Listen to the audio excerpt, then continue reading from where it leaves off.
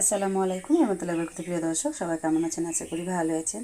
তো বন্ধুরা, আজকে আমি খুব সহজভাবে আর একদম অল্প সময়ের মধ্যে স্ট্রবেরি ফালুদা রেসিপি তৈরি করে দেখাবো বাড়িতে। তার জন্য দেখুন, একটা স্ট্রবেরির এরকম দোকান থেকে আমি মার্কেট থেকে কিনে নিয়ে এসেছি প্যাকেট।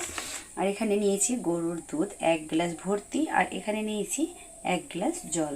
তো বন্ধুরা, এগুলো নিয়ে চলে যাচ্ছি এবারে আমি চুলায়। প্রথমে আমি একটা বাটির মধ্যে এই দুধটাকে ঢেলে দেব। তো এখানে আমি একটা বড় সাইজের বাটি নিয়েছি, পুরো দুধটা এখানে ঢেলে দিলাম। তারপরে দিয়ে দিচ্ছি এখানে ভর্তি করে রাখা 1 গ্লাস জল দিয়ে দিলাম। এবারে আমি চুলার জালটা জ্বালিয়ে দিচ্ছি। তো বন্ধুরা, এবারে আমি চুলার জালটাকে জ্বালিয়ে এখানে একটা হাতা দিয়ে খুব সুন্দর করে দুধটাকে নেড়ে চেড়ে ফুটিয়ে নিচ্ছি।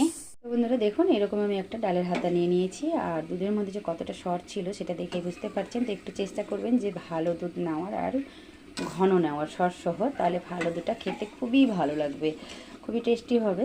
তো সেরকম আমিও নেওয়ার চেষ্টা করেছি। এবারে দেখুন, এইভাবে নাড়াচাড়া করতে করতে খুব সুন্দরভাবে বেশ অনেকটা গরম হয়ে আসছে আর দুধটা ফুটে আসতে শুরু করেছে।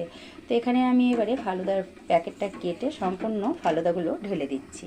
তো সম্পূর্ণ প্যাকেটটাকে আমার কাটা হয়ে গেছে। এবারে আমি ফালুদাটা এখানে ঢেলে দিব। সম্পূর্ণ ফালুদাটা এখানে আমি দিয়ে দিচ্ছি। আপনারা চাইলে পরে অল্প করেও করতে পারেন। তো আমি সম্পূর্ণ ফালুদার প্যাকেটটাই ঢেলে দিলাম। ঢেলে দিয়ে এবারে আমি খুব সুন্দর করে নেড়ে চেড়ে এটাকে চুলার জালটা মিডিয়ামে করে রান্না করব, যতক্ষণ না ফালুদার মধ্যে যে সিমাইগুলো থাকে দেখতেই পাচ্ছেন এটা সেদ্ধ হয়, ততক্ষণ অবধি আমি এইভাবে চুলার জালটাকে মিডিয়ামে করে নাড়াচাড়া করে রান্না করে নিচ্ছি।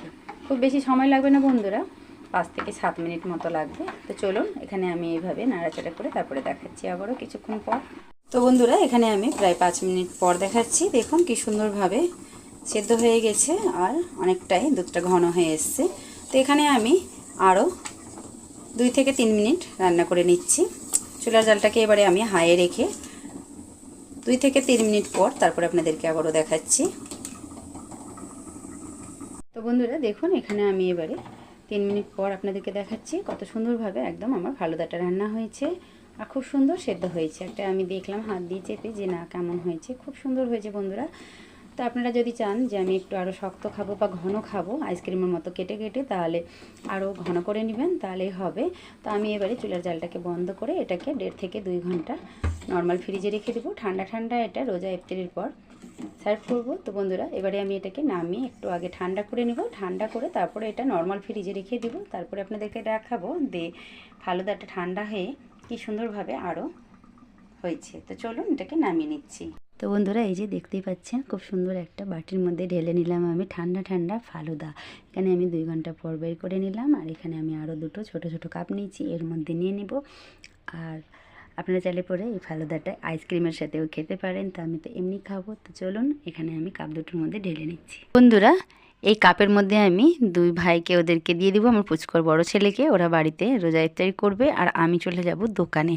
তো দোকানে যে নিয়ে যাব, তো কেন সেটা বলে দিচ্ছি। ওখানে আমার স্ট্রবেরিগুলো থেকে গেছিলো, ভাবলাম যে ওদেরকে এখানে 2 কাপ দিয়ে আর আমি দোকানে একটু স্ট্রবেরিগুলো দিয়ে সাজাবো, তো দেখতে আরও বেশি ভালো লাগবে। তার জন্যই এখানে 2 ভাইকে দিয়ে দিলাম আর আমি বাদবাকিটা নিয়ে চলে এলাম দোকানে। বন্ধুরা, আমি এখানে নিয়ে চলে এলাম ফালুদাটা দোকানের মধ্যে। আমারটা আমার পুচকুদের ওখানে রেখেছি। ভাবলাম যে স্ট্রবেরিগুলো আমার দোকানে রয়েছে, তো এখানে কেটে একটু আরও সাজিয়ে নেওয়া যাক। তো দেখুন, এইভাবে আমি করে সুন্দর করে একটু ছোট ছোট করে কেটে সাজিয়ে নিলাম। তো বন্ধুরা, আজকের আমার এই স্ট্রবেরি ফ্লেভারের ফালুদা রেসিপিটা ভালো লেগে থাকলে চ্যানেলটাকে সাবস্ক্রাইব করে পাশে থাকা বেল আইকনটা প্রেস করে ভিডিওটাকে বেশি বেশি করে সবাই শেয়ার করবেন। ভালো লাগলে অবশ্যই একটা করে লাইক দেবেন। আবারও দেখা হবে নতুন কোনো ভিডিও নিয়ে। সবাই ভালো থাকবেন, সুস্থ থাকবেন। আল্লাহ হাফিজ।